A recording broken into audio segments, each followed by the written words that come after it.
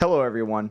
In this video, I'm going to show you how to create lush ambient soundscapes using the Korg NTS-1. This tiny DIY synth is perfect for making ambient music, and I'll walk you through some tips and tricks to get those dreamy, evolving, ethereal tones.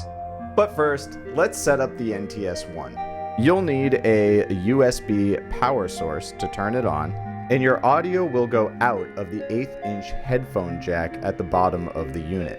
And I'll be connecting my Arturia KeyStep MIDI keyboard for easier playability. I find that the ribbon keyboard on the NTS-1 is just so tiny and hard to play. Of course, you don't actually need a MIDI keyboard to play this thing. The NTS-1's ribbon keyboard will work just fine, but you might have to be a little more precise with your touch.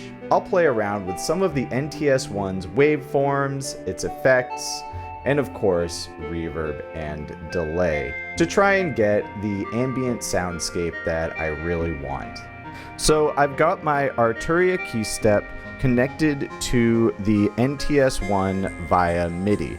I've got my MIDI cable going from the KeyStep's MIDI out jack into the NTS-1's MIDI in jack. Because the MIDI in jack of the NTS-1 is just a 1/8-inch input, you may need to get a MIDI adapter such as this one, which you can find on Amazon or pretty much any music store. Alright, let's dive into some of these oscillators. The NTS-1 comes with a variety of waveforms. We've got a square wave, for instance.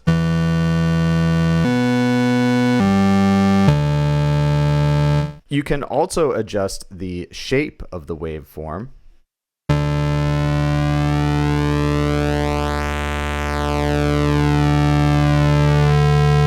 And we've got the alt parameter, which changes the pitch of the oscillator.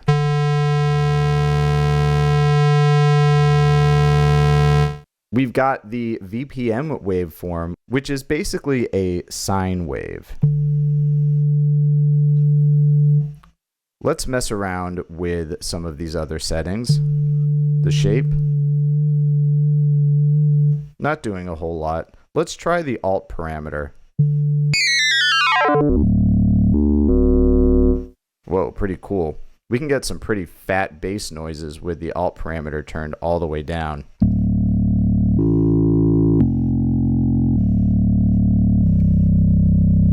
We've also got a triangle wave.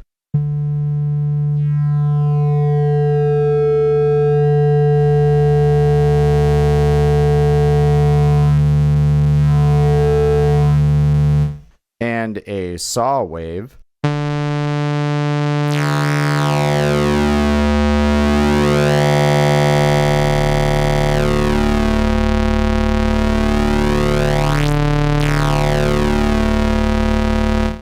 What I love about this synthesizer is that it's got the basic oscillators that you would want and parameters that you can adjust to introduce different types of harmonics and just levels of depth and intensity overall. Alright, let's get into the effects section. This is where our ambient music is really going to start to take shape. As you can see, we've got modulation, delay, and reverb. Let's start with modulation.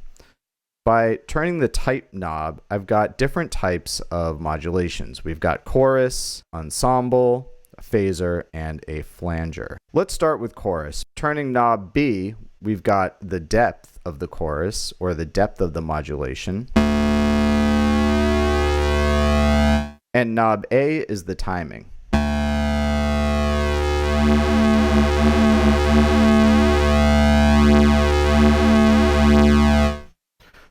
Let's check out the ensemble.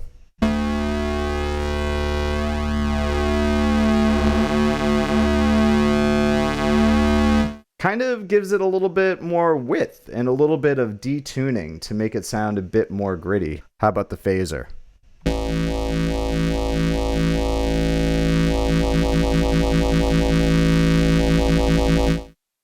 And the flanger?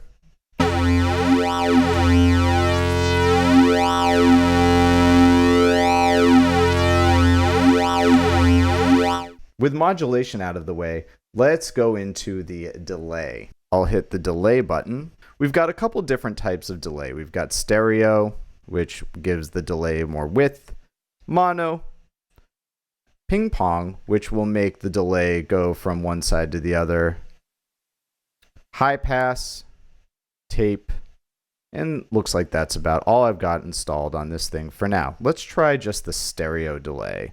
Knob A adjusts the timing of the delay. Knob B is the depth, just like with modulation. Let's keep these knobs at about 12 o'clock for now. See how that sounds. Let's turn that depth all the way up.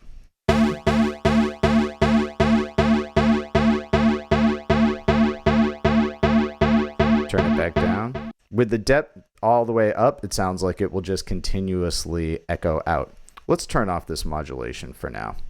Go back to our delay. Let's turn that timing to about 25%. And if we go to 75%,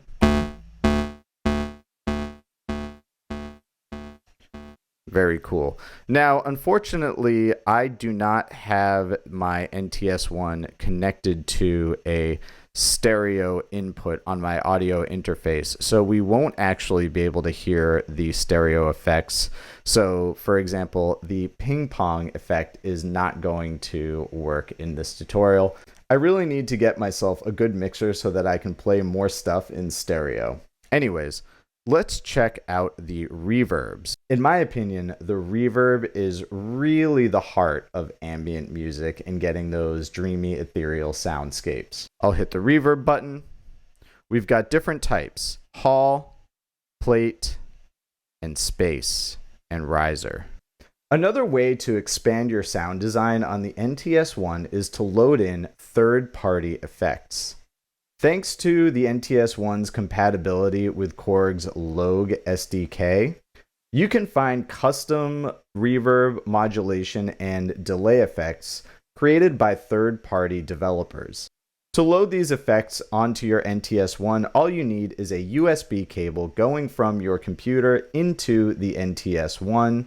Then you download the effect you want. There are a number of videos on YouTube that already explain how to do this, so I'm not going to get into it here, but I will link some of those tutorials in the description. But first, let's test out some of them that come preloaded onto the NTS-1. Let's start with the hall reverb. I'm actually going to use a sine wave oscillator for this, and I'm going to take the shape and the alt parameter all the way down. Let's go back to our reverb. I'm going to turn the timing all the way up and the depth all the way up. Let's give that a listen.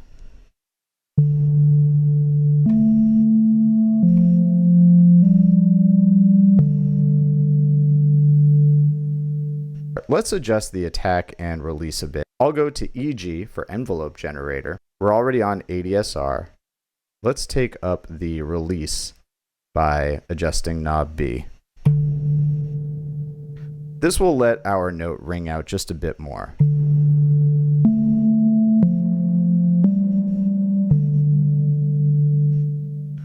Let's see what happens if we take up the attack.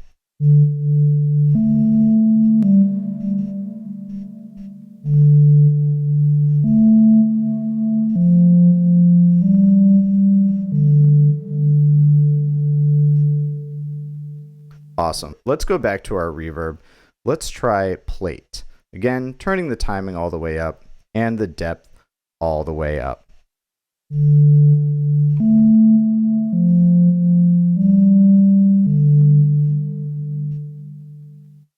Let's pitch it up just a bit to see how that sounds.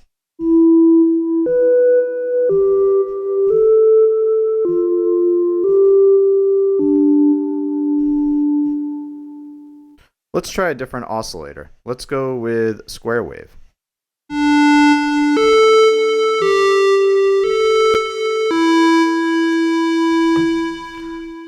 I think we need to adjust the ADSR a bit. Let's take that release all the way up, and let's take the attack all the way down.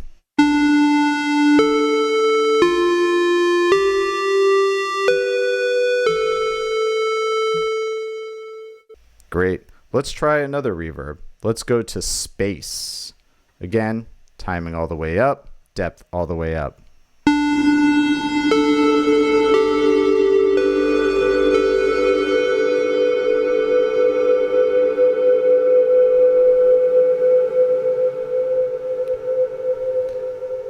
Wow, that one really rings out. Let's give that one another listen with a different oscillator. Let's go to triangle. And let's just take the shape and alt pattern all the way down.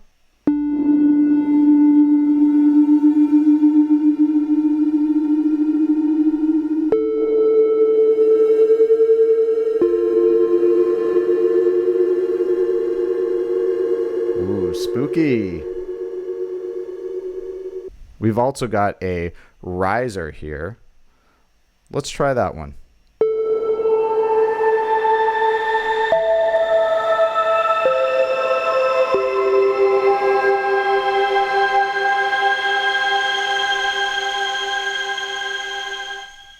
What I love about that one is how the pitch rises up as the reverb plays out. Let's continue. Now, I got to admit, I don't actually know what this next one is because of this little LED screen, but I believe that this is one of the third-party reverbs that I had loaded in. Let's go back to our sine wave oscillator.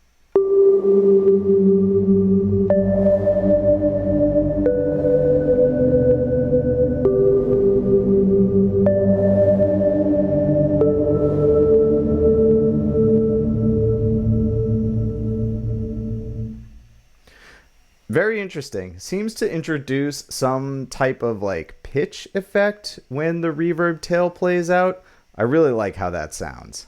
Moving on to an effect called haze. Now this is definitely a third-party plugin from a developer called Ham and Eggs, and I've provided a link to his site in the description so you can go there and download these effects yourself. All right, let's check out this haze plugin.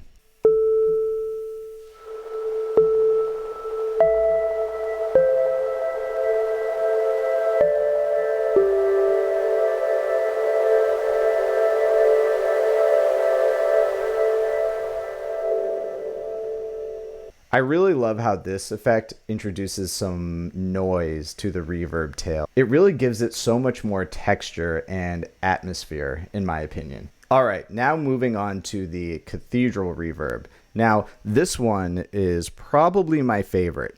It's another ham and eggs effect, so please, when you have a chance, I highly recommend that you go to his site and download these effects. They're so great for creating ambient soundscapes. Let's turn the time and the depth all the way up.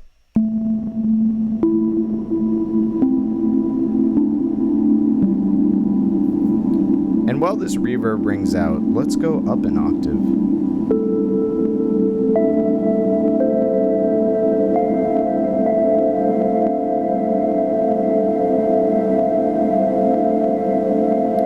Let's bring that depth down a little bit. And the timing. One of the cool things about this reverb effect that you may have noticed is that the depth effect acts as sort of a low pass filter, which you can play around with as the reverb rings out. Check it out. Let's turn the timing back all the way up. I'll put the depth to 100% as well.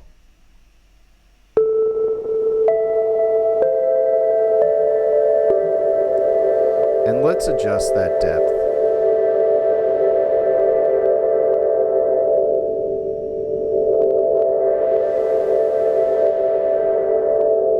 Notice that when I decrease the depth, it filters out some of the high end on that reverb tail, and when I turn it back up, it reintroduces the high end. Now let's introduce a little bit of delay and get really spacey with it.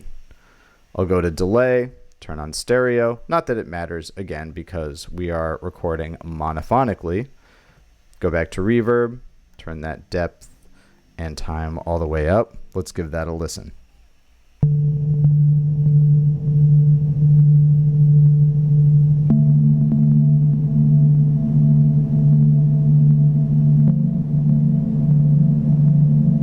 Let's go up another octave.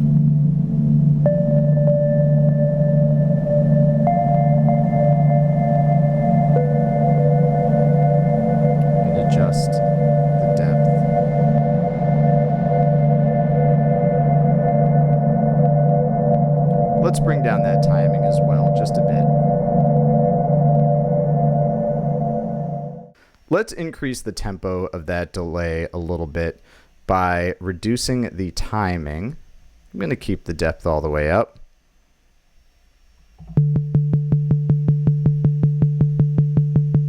Turn the depth down a little bit, actually. Let's go back to our reverb, back to Cathedral, bringing the timing and depth all the way up. Let's give that a listen.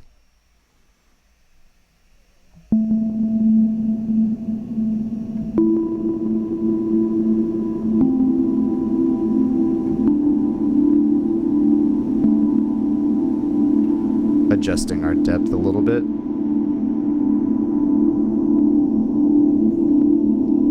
Let's go up an octave.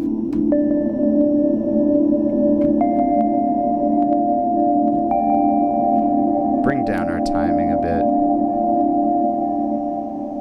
Increasing the depth and continuing to play.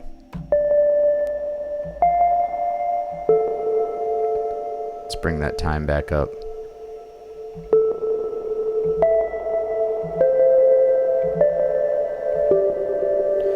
Go down 2 octaves, get a little low end in there.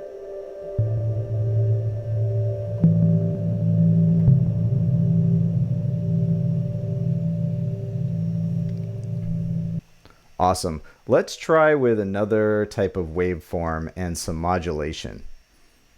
I'll go to my oscillator. Let's do a triangle wave. Go to my modulation. Let's bring in some flanger, I guess. We'll keep the parameters to about 12 o'clock. Go back to my reverb, turn that all the way up. Let's turn the delay off for now. And I'll adjust the modulation as I play.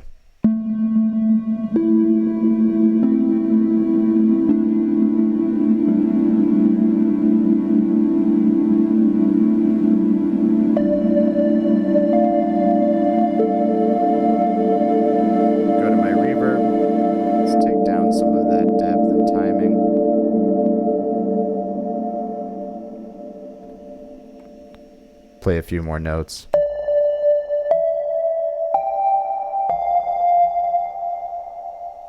Let's take that reverb depth back up.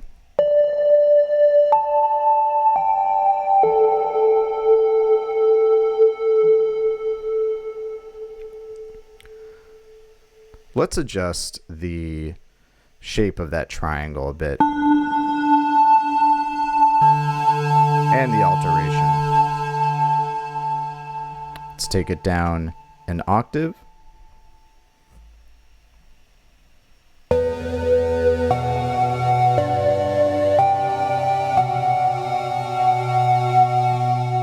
Not bad. Let's bring that reverb depth all the way back up.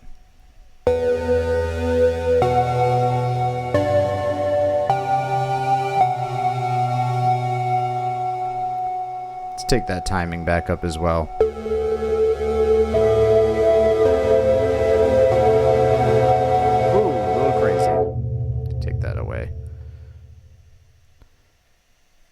Let's go back to our sine wave. Take our reverb all the way up to about, let's say like 90 to 80%. Take the timing all the way up. Let's give that a listen.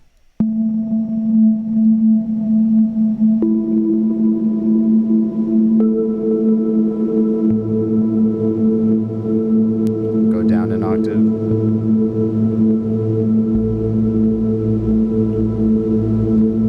Sounds so cool how those notes just ring out and so much texture. And there you have it. That's how you can use the Korg NTS-1 to create really dreamy ambient soundscapes. I'm always so impressed by how such a tiny little synthesizer can create such big sounds and such amazing textures by just making tiny little adjustments here and there to modulation, reverb, delay, the oscillator shape. There is just so many different things you can adjust to get the noises that you really want. Thank you so much for watching, and if you found this video helpful, please don't forget to like, subscribe, and leave a comment down below. Let me know what you'd like to see next.